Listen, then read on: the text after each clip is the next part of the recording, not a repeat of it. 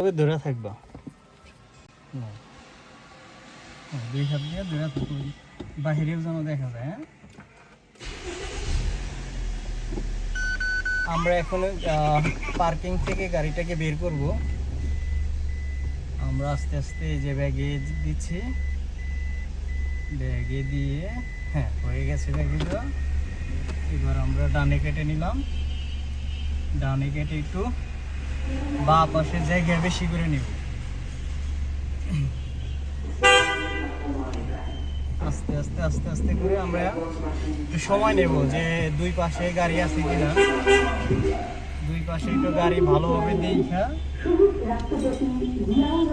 হ্যাঁ দুই পাশে ভালো করে দেখে নিলাম। এবার নামাইলাম গাড়িটাকে,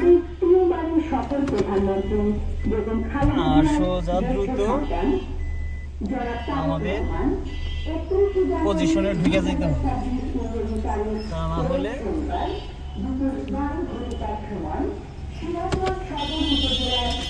আমরা একটু বামে ইন্ডিকেটর দিয়ে নিলাম যাতে কারো যেন কোনো সমস্যা না হয়।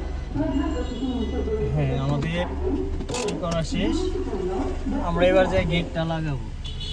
আর দরজা খোলার সময় আমরা সবসময় খেয়াল রাখবো যাতে যেন কোনো গাড়ির সাথে ঢুকবে।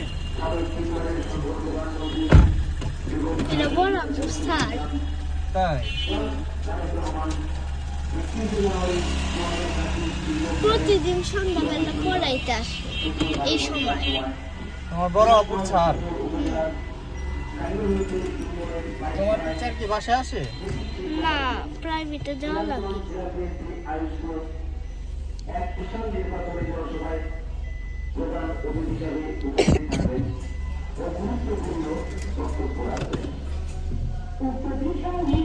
জনসভায় সিরাজগঞ্জ ২ আসনের বিএনপি মনোনীত ধানের শীষের প্রার্থী বিএনপি স্থায়ী কমিটির সদস্য সাবেক মন্ত্রী সংগ্রামী জননেতা ইসলাম হাসান মাহমুদ